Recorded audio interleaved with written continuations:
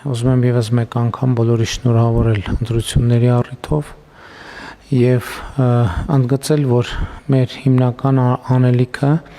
ինչպես եւ նախընտրական շրջանում առիթ ունեցել եմ ասելու, նոր որակի պետություն ստեղծելու մեր առաքելության շարունակությունն է եւ պետության վերելքը այն տրամաբանության, որ պետությունը մարդու քաղաքացու անվտանգությունը, բարեկեցությունը ազատությունը ապահովելու միջոց է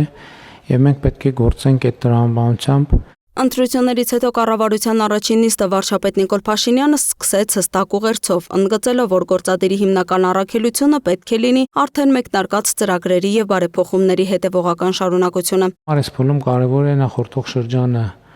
ամբողջապես վերլուծենք, հասկանանք ինչն է, որ պետք է առավել ակտիվացնենք, ինչն է, որ ինչից է, որ պետք է հրաժարվենք եւ որտեղա որ մեր արդյունքները մեզ բավարար չեն թվում եւ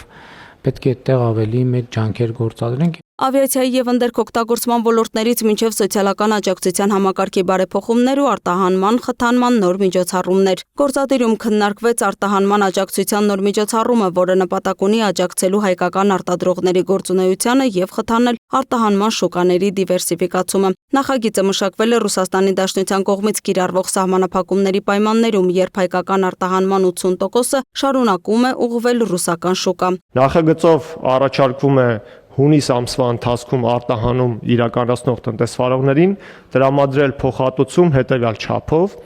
ծիրանի 1 կիլոգրամի համար 200 դրամ, սալորի, դեղցի եւ նեկտարինի յուրաքանչյուր 1 կիլոգրամի համար 250 դրամ, կերասին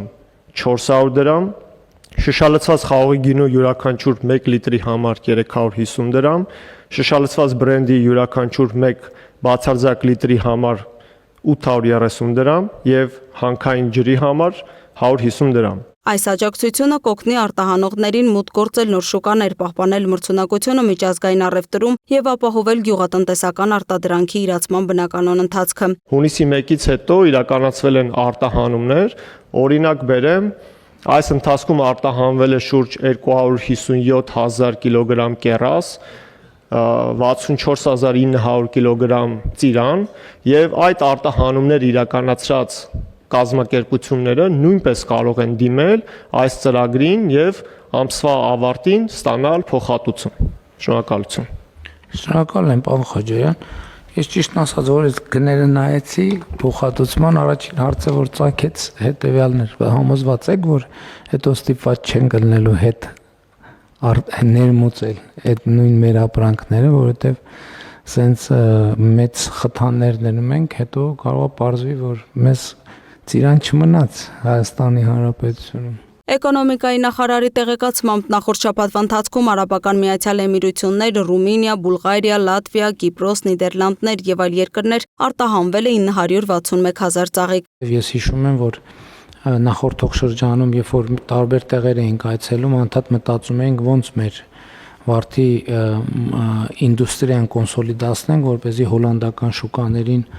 հնարավոր լինի հասանելիություն ստանալ, բայց ինչպես ասում են, շաբաթը ուրբաթից շուտ եկավ եւ հիմա շատ մեծ հնարավորություն է։ Հարգելի գործընկերներ, 8 տարի մենք մեր տնտեսվարողներին աջակցում ենք, խնդրում ենք, հորդորում ենք, որպեսզի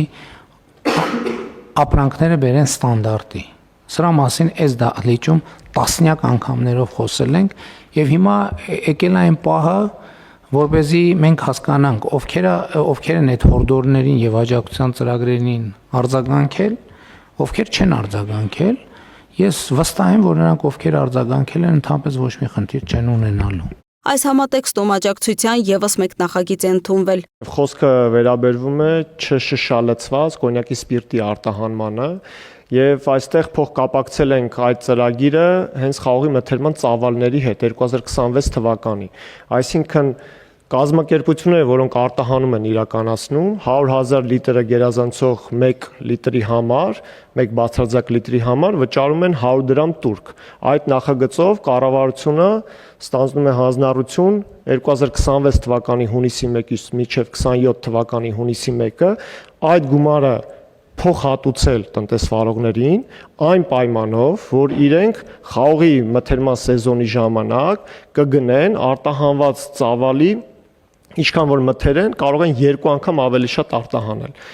Հաշվարկը կատարվում է 1 բացարձակ լիտրը 11 կիլոգրամ խաղողի սկզբունքով եւ ինչի համար ենք դրել 2 անգամ ավելի շատ ծավալով, որպեսզի այն պաշարները, որոնք որ իրենք ունեն կուտակած, այդ պաշարները նույնպես հնարավորություն ունենան սպառելու։ Ընտանիքների անապահովության գնահատման նոր համակարգի կատարելագործման ուղղված նոր նախագիծն էլ նախատեսում է ընդլայնել ուսանողների համար նախատեսված սոցիալական խմբերի շրջանակը, վերանայել եկամուտների հաշվառման սկզբունքները, մեղմացնել որոշ բացառող գործողությունների ազդեցությունը, նաև կատարելագործել բողոքարկման եւ վերահսկողության մեխանիզմները։ Այս նոր համակարգը ավելի շատ միտված է մարդկանց ոչ թե համակարգում պահելու, այլ համակարգից դուրս բերելուն աշխատանքի, կրթության եւ այլ գործիքների միջոցով եւ մենք կարծում ենք, որ այն